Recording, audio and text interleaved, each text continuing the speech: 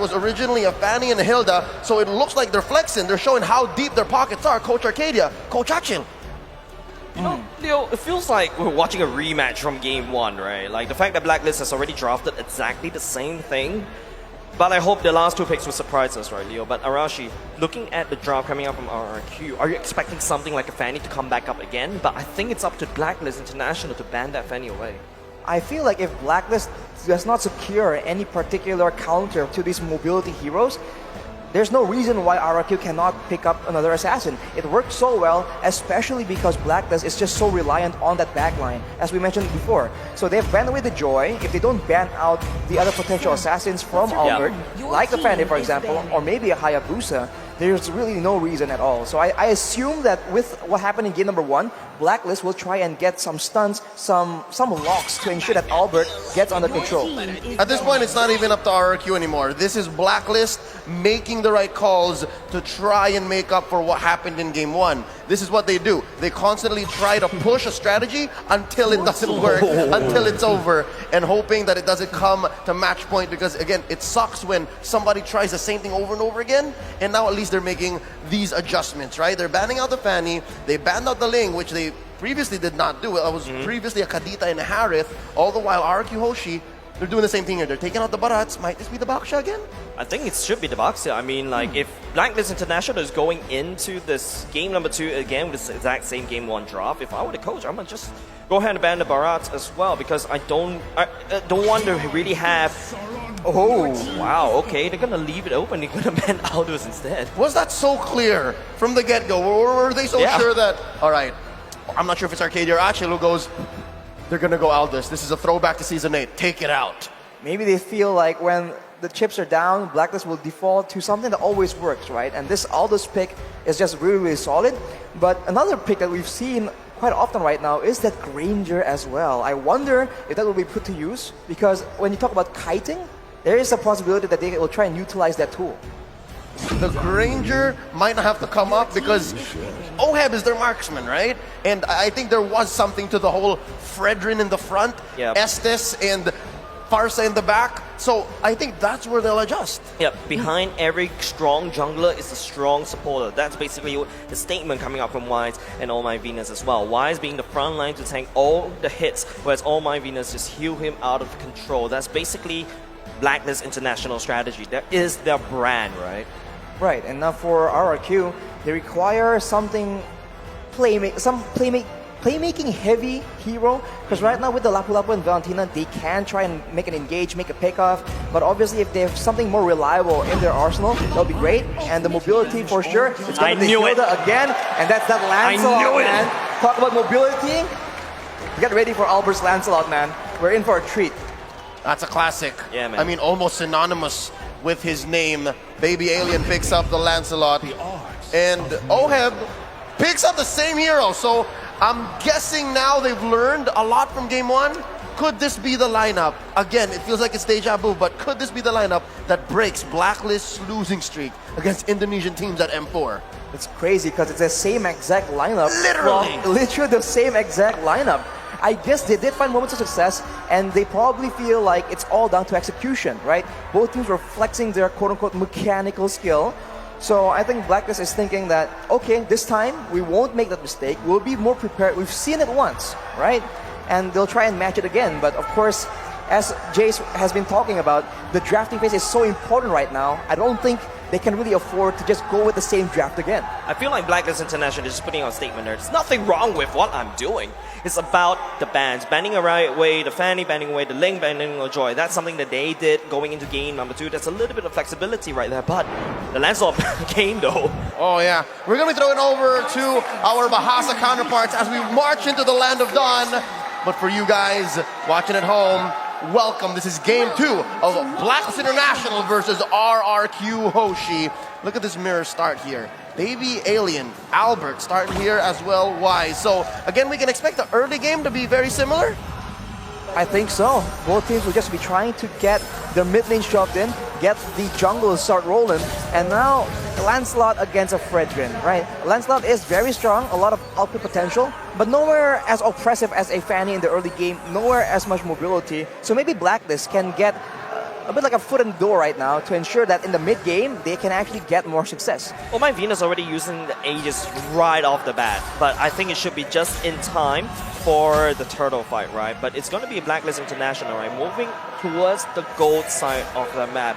You want to make sure that Scarlet doesn't get the farm, make sure that OHEB gets enough pushing power. Oh, the flicker from HOSHI there, so that's off timing, at least for this first turtle. But then again, if game one is any indication, they're going to take their time with this turtle. I'm expecting at least maybe a purple delay play from Albert, and again, Wise is also taking his time, so we'll see if that timing falls into place. 30 seconds until this first turtle spawns. That 1v1 between the Glue and the Lapu Lapu, we've seen it so much here at M4 so far. I'm thinking, what's Clay to steal? Oh, Albert coming in. No, I don't think there's anything you can do. HOSHI just go into, pigeon form, just fly away. It doesn't really matter. He doesn't really care.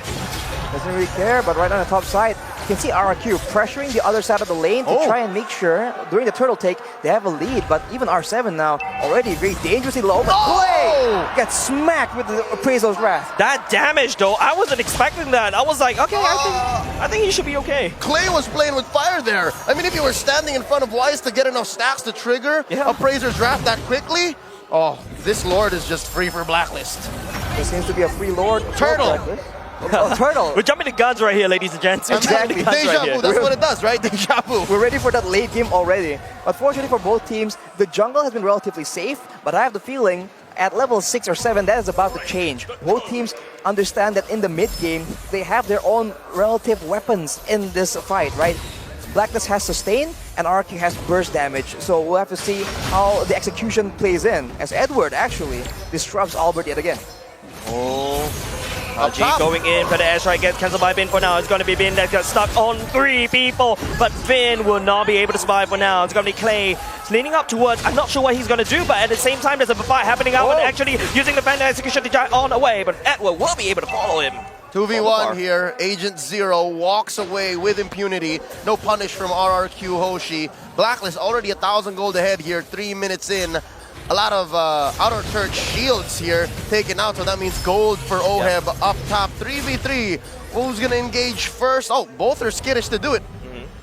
Both are skittish to do it because I think both don't really have a solid engage tool. Right now, it just seems like that is the play being made by Bin. Oh, that's a lot of damage coming up from Bin. At the same time, it's going to be, my Bin is actually healing. The Tornado Power Memory doesn't do any other damage from the side. OHEB at the same time, OHEB will actually try to push forward. But that may have been more than he could chew. He has to fall for his greediness. The Filipino sniper gets punished hard there. Arashi, you were saying. The Blessing of the Moon Goddess getting stolen by Clay allows them to sustain through the Feather Airstrike, and afterwards, it's just too much greed, but it's going to be the same story for Blacklist.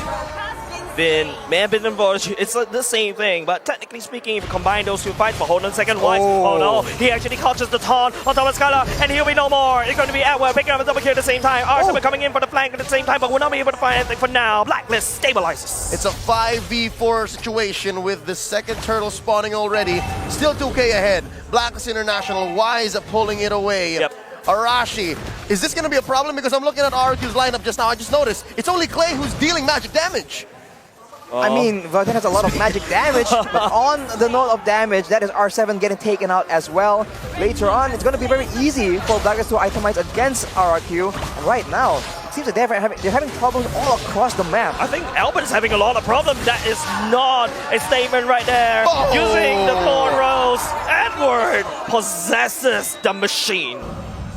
This is just a tough situation for RRQ. Everyone on the side of Blacklist are just too tanky, and they're abusing it right now. They're standing in front of towers, but look at R7 going in alone. Going alone is indeed the damage reduction coming in, but here comes the wall from the side as well. But oh my goodness, actually healing. HOSHI is actually letting a fire on top of the drop of RRQ. It's up to Skyler trying to clean up. But coming in with the hunt, and will be able to pick up the double kill at the same time. Now Oh My Venus has to run away. They're trading 2 bodies for a push down bottom, and the Queen stands alone. Arashi, tell me what is this going to do for the economy for Blacklist? Are they going to maintain this lead, or was that going to bite them in the behind later on? That seems like a bad decision.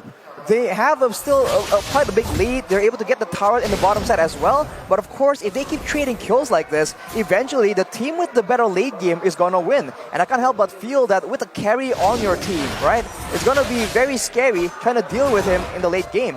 Of course, HOSHI on the far side can just zone away Skylar in these big fights, but we've seen how chaotic the fights can get. So Blacklist needs to be very careful and make sure that they don't let RRQ get anything back. Yeah, man, RRQ are doing what they can because this is Lancelot's debut. Vin, obliges. Oh, the big burst, not enough. Unfortunately, we're going to all have will be the one that takes on Vin. Trading for the Roman for now. RRQ. It's going to be actually Clay that trying to heal up Skylar, but Edward is coming for the flank. He's looking for the food, and he's going to go into a split. But Oheb snipes him down. 2 for 1. Oh my Venus falls. I'd say with Turtle 10 seconds away, you have Clay out of the picture here. Blacklist has an advantage. It's a huge advantage, and now Albert, he might try and go for a flash play. Is it worth it though? There's so much burst damage in the hands of Blacklist. It's going to be very risky for him to even try anything. He might just be forced to let it go, but Edward will not let him go. Something to note as well, in the roughly 7 minutes that this game has elapsed, RRQ have not pushed a major objective yet. A lot of damage coming out of Edward. He's just really trying to breach his first skill at the same time. Wise Horns going in. Albert was not able to find any form of entry, but Vin may be the one to be able to do that. But at the same time, it's going to be all have actually take down the top side as well. Edward just really trying to time. He goes into space as well, but runs into Edward as well. HOSHI, he's flying over, but not in just in time. The turtle will still get secured by Blacklist, but that's not enough. R7 looking for the engage. Wise, it's going to be a slow little collapse coming out of Blacklist International. HOSHI, better airstrike going in. Snipes down Clay, and they're trying to push mid lane. Maximum range, torn apart memory there from Oheb, popping Clay wide open. They're gonna convert into, is that a, that's, yep, grab that's that purple, he stole it. Purple stolen by Wise, and of course, we saw earlier the turtle was stolen as well. This is a disaster coming in for RRQ. This is to just losing their way. They have no idea what to do, and Blacklist are just getting stronger and stronger, and with the range available, torn apart memory and feathered airstrike, RRQ, they're in a difficult spot right here. This is literally Blacklist telling me, hey, I'm not the problem, you're the problem. I'm banning away your fanny, I'm banning away your leg. My composition is solid. This is that statement. Yeah, no, they've converted these Ube engages into map presence, into siege balls for HOSHI and Oheb. Again, the Brody has to clear waves the old natural way, right? But with Oheb, again, as you say, Ooga Booga, I wreck turrets. That's what they've been doing here, which resulted in a 6K gold lead 8 minutes in. That's the macro play we've been talking about. RRQ, they don't only lose the objective, they lose members taken out by Blacklist, and they lose the tower on top side as well. And Blacklist are trying to push the tempo here, trying to make sure that the jungle is not safe. The pincer in, going in for the back line at the same time. Oh, just really trying to peel, but here comes the heal coming up from Clay. And also, oh my goodness as well. It's going to be HOSHI. They go right into that spikes. The Fed actually will be able to take down one member on the side of RRQ. It's going to be Wise and take down Clay at the same time. It's an unfair trade in the favor of Blacklist International. 2 for none, and boy oh boy, they have eyes on this mid lane tier 2. Lord, level 1, 10 seconds away from spawning. I must say, I love Clay, right? But I love him more when he's playing heroes with massive range. He made the Farsa work earlier. He had the range advantage. He knows when to hook. But with the Valentina, you have to be in your opponent's faces. And if you're facing off against Blacks International with 7K ahead, it's not an ideal situation. If you're a squishy character right now, no, the fight. Oh, the fight ensues as well. Vin managed to catch HOSHI for now. It's going to be, oh my goodness, to take down R7, but at the same time, the damage coming up on Oheb. The sword of memory coming out. We'll be able to input Vin into a body bag. Arashi, you were saying if you're squishy, this is what happens right here. Exactly. Burst damage coming in from all directions. Even Edward can delete you if you're too careless. And if you're now Clay and Skylar and Albert, they are all squishy and they are powerless to try and stop Blacklist from taking these objectives. Did you see just Wise soloing that Lord on his own? I did. I mean, it was off cam. It was on a small little screen, but yeah, I did. Yep. The world did. That's just how dominant Blacklist is right now. 9K gold lead. We saw that they had an advantage in the previous game, but not like this. Look at the items right here. For HOSHI, with the Divine Glaive already prepared, that's a lot of burst damage. And if you are trying to just melt down this Edward on this blue, there's just not enough items. Poison Sight and Golden Staff done for Skylar. It won't be enough to just break through the Dominance Ice and the Tikiras as well. Everyone across the board, say for HOSHI, has physical damage reduction. So that's why RRQ Hoshi's engages are all the more, I guess at this point, trivial. It's so hard to find the finish. I think the biggest problem is that if you take a look at Clay's items, right, that is not a very good item if you are Valentina. Right now, Clay needs to try to steal the better airstrike because HOSHI could always walk up and just basically zone it up. And here he goes. It is going to be RRQ that's really trying to defend. Skylar at the bottom side clearing it out. The Lord is actually getting killed very, very slowly. Skylar putting on some damage. Blacklist, they touch and they go. They've already taken the prize. Good news, bad news. Clay has a feathered airstrike right now. Yeah. Bad news is they're inside their base, so they can only really take advantage of it. It's a win-win for now, but if Blacklist can find that engage again, Wise has been their initiation like this. And there we go. The better airstrike going in at the same time. It would not be able to control. And crowd control and deny. The better airstrike is going to be Blacklist taking down the bottom lane turret at the same time. 4-member left. It is going to be Wise leading the pack. Trying to charge. Albert trying to look for some play right here to sing, but not being able to find anything for now. Oh my goodness, actually going in with the ultimate. Desperately, Blacklist is in a portable fountain.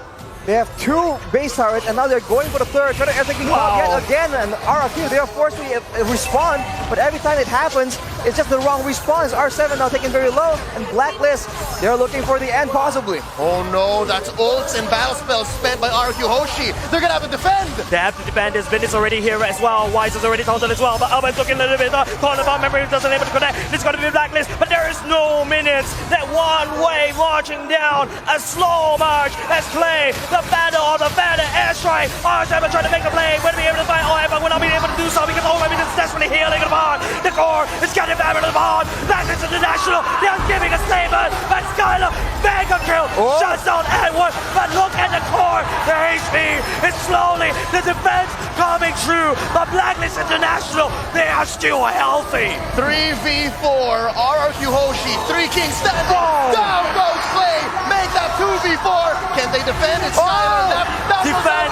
It's just Skylar. It's just Skylar and RRQ. Blacklist International takes game number 2. The curse has been broken. The streak ended. Blacklist International's first victory at M4 against an Indonesian team. They double down and use the same exact draft, and they get it done. As you mentioned, Leo, just the bans have so much impact right here, and they have shown it. RRQ, they try and do the same thing, but they do not have the same tools. So they are expecting the same